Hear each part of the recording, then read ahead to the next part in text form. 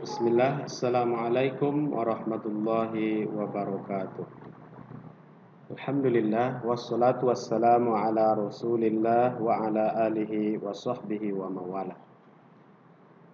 Anak-anak Ustaz semuanya, hari ini kita insyaallah akan tuntaskan pelajaran kita pada tema 4, ya, subtema 4. Dan insyaallah sebagai pemberitahuan, di awal Desember kita akan melaksanakan ujian atau penilaian akhir semester yang akan dimulai dari pengambilan nilai Al-Quran, lalu disusul dengan ulangan atau penilaian tertulisnya, muatan dinasnya dan muatan lokalnya. Dan insya Allah nanti surat akan kembali diedarkan untuk pemberitahuan pasnya serta lampiran jadwalnya. Baik, kita masuk ke pelajaran tema 4, subtema 4, yaitu kewajiban dan hakku sebagai warga negara, di mana pada subtema 1 kita sudah bahas kewajiban dan hakku di rumah. Lalu di subtema 2 kewajiban dan hakku di sekolah, dan subtema 3 kewajiban dan hakku dalam bertetangga, dan ini yang terakhir subtema 4 kewajiban dan hakku sebagai warga negara. Nah, kita baca ini, kita adalah warga negara Indonesia, kita lahir dan tinggal di Indonesia. Ya, kita memiliki kewajiban dan hak sebagai warga negara. Kita harus melaksanakan kewajiban kita. Kita harus menjadi warga negara yang baik. Kita harus belajar sungguh-sungguh. Kita harus menjadi anak yang sehat dan kuat. Kita sudah banyak mendapatkan hak kita. Kita tinggal di lingkungan yang aman. Kita bersekolah dengan gembira. Walaupun saat ini masih belum, ya. Tapi ini secara umum, maksudnya kita mendapatkan pendidikan dengan baik. Dan di dekat tinggal kita ada klinik dan tempat ibadah. Nah, ini adalah pengantar dari subtema 4, kewajiban dan hakku sebagai warga negara. Kita lanjut. Untuk materi bahasa Indonesianya itu sama, ya, dari subtema 1 sampai subtema 4 itu masih berkenaan dengan kalimat saran. Jadi sekarang kita tidak bahas itu lagi. Insyaallah anak-anak Ustaz sudah paham semuanya. Kita akan bahas yang PPKN-nya saja dengan matematika. Kewajiban sebagai warga negara. Apa saja kewajiban kita sebagai warga negara? Di sini Ustaz tampilkan ada 6 contohnya, ya. Masih banyak lagi di luar yang 6 ini. Nah, tapi yang 6 ini sudah cukup rasanya mewakili kewajiban-kewajiban yang harus kita laksanakan sebagai warga negara. Yang pertama, ikut serta dalam pembangunan bangsa. Yang kedua, menaati semua aturan yang berlaku. Nah, ini kewajiban sebagai warga negara. Yang ketiga, ikut menjaga fasilitas umum. Ya, fasilitas umum, contohnya kantor-kantor, rumah sakit, masjid, itu fasilitas umum. Yang keempat, menjaga kelestarian alam.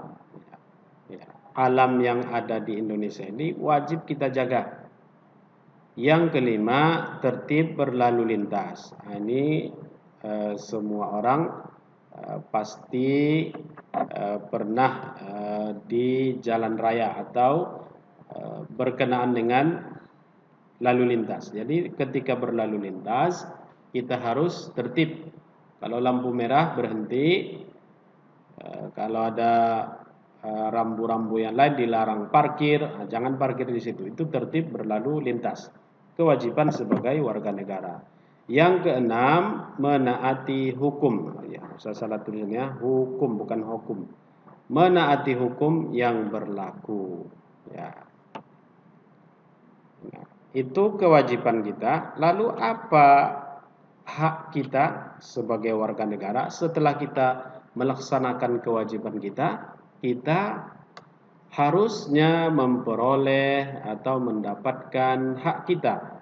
Apa hak kita sebagai warga negara? Yang pertama, ya, memperoleh pendidikan yang baik. Yang kedua, mendapatkan fasilitas kesehatan, ya, kita berobat ke klinik, ke rumah sakit, itu hak kita. Yang ketiga, mendapat perlindungan hukum. Yang keempat, menggunakan fasilitas umum yang disediakan, kita bebas memakai dengan tentunya dengan aturan-aturan yang berlaku. Yang kelima, menikmati alam. Menikmati alam yang ada di Indonesia ini adalah hak kita sebagai warga negara. Baik anak-anak usaha semuanya, kita masuk ke pelajaran matematika. Di subtema 1 kita membuat kemungkinan bilangan pada penjumlahan. Pada subtema 2 kemungkinan bilangan pada pengurangan.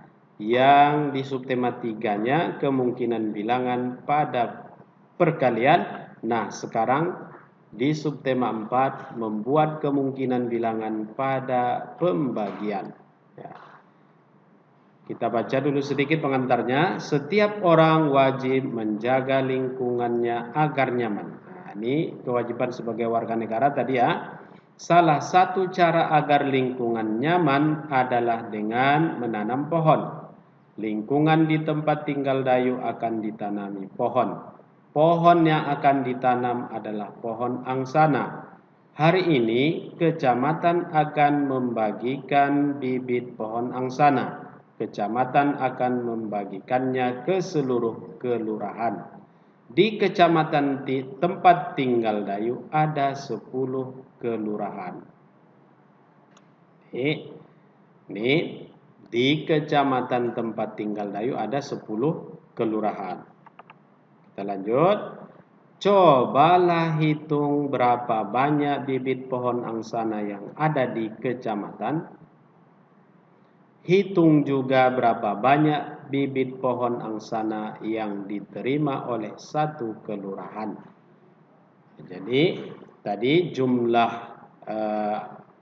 atau banyaknya kelurahan adalah 10 kelurahan. Nah, banyaknya bibit ada berapa? Jatah untuk satu kelurahan itu ada berapa? Nah, inilah yang kita sebut membuat kemungkinan. Langkah penyelesaiannya adalah yang pertama, tentukan banyaknya bibit, ya. Tentukan banyaknya bibit. Lalu banyaknya bibit diwakili oleh bilangan yang harus habis dibagi 10. Di banyak bibit harus habis dibagi 10.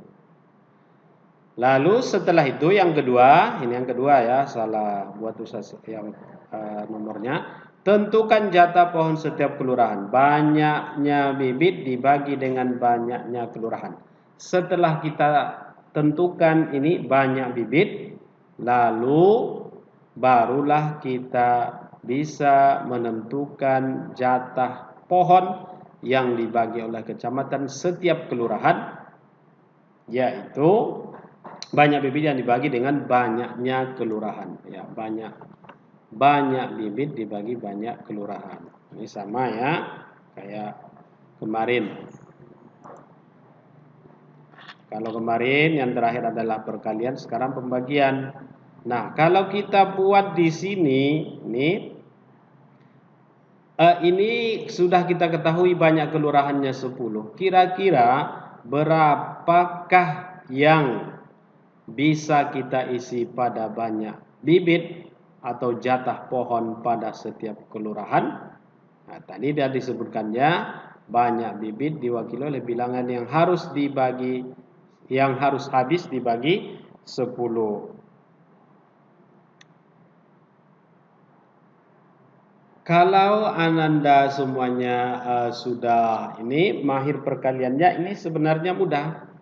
Seperti yang saya sampaikan kemarin, pembagian adalah kebalikan dari perkalian atau sebaliknya. Jadi ketika kita lancar dalam perkalian, dalam pembagian pun insya Allah mudah. Ya. Berapa kira-kira yang bisa kita isi di sini? Kita buat dulu contohnya 100 ini ya, bisa 100 ini.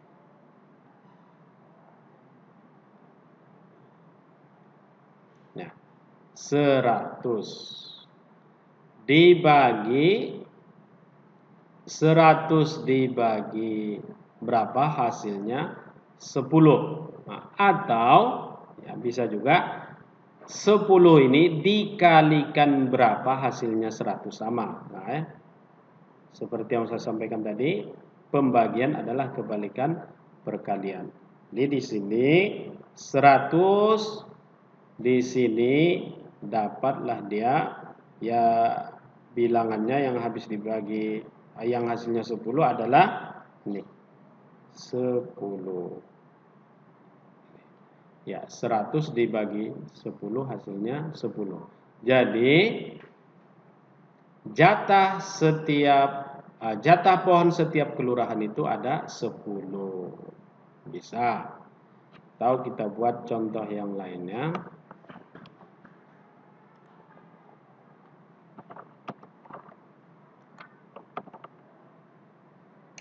Ya. Sebentar. Oke. Misalnya kita mau buat nih. Buat kemungkinan yang lainnya dibagi titik-titik. Kita sudah tahu hasilnya misalnya nih 20 lah. Atau boleh yang bilangan lebih kecil dulu kita buat ya, biar mudah dipahami. Bilangan lebih kecil ya, dibagi titik-titik sama dengan 2 dulu. Oke. Ya, ini contoh ya. Nah, ini bilangannya kecil, lebih mudah insya Allah dipahami ya. 2 atau hasilnya 2, bilangan berapa dibagi bilangan berapa yang hasilnya 2. Ya, berapa? Atau kita buat perkalian ya, karena pembagian adalah kebalikan perkalian, bisa kita buat ke sini langsung 2 dikali 2 misalnya di sini ya. Kita kalikan aja ke sini. Sama kayak pembagian dengan pengurangan dengan penjumlahan kemarin ya. Ya. 2 dikali 2 berapa? Nah, di sini kita hasilnya tulis ya. Ya, 4 ya. 4. Atau kita buat yang lain. Hasilnya 2 juga masih bisa. Banyak yang bisa nih. 2 dikali 4. Nah, boleh kita buat di sini. Berapa 2 dikali 4? Ini 8. Berarti di sini 8. Ya. Satu lagi. 2 juga. 2 dikali 5. Ya, di sini dikali 5 ya. Berarti di sini ditulis hasilnya 2 dikali 5 itu berapa? 10. Jadi 10 dibagi 5 sama dengan 2. Baik Ananda semuanya, karena kita belum menyetor perkalian, jadi mungkin anak-anak usaha semuanya biar enak dalam menyelesaikan soal-soal seperti ini harus lancar perkaliannya. Jadi dihafal-hafalkan saja ya, diulang-ulang. Kemarin di waktu tatap muka di sekolah ada Ustaz tanya Siapa saja yang sudah hafal perkalian sampai 9 belum ada, sampai 8 belum, sampai 7 belum juga. Ada yang paling tinggi kemarin yang sudah hafal perkalian sampai 4. Alhamdulillah, enggak apa-apa.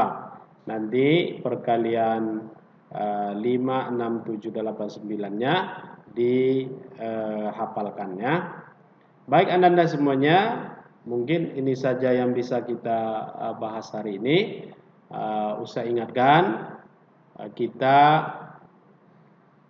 ujian atau penilaian akhir semesternya di bulan Desember ya.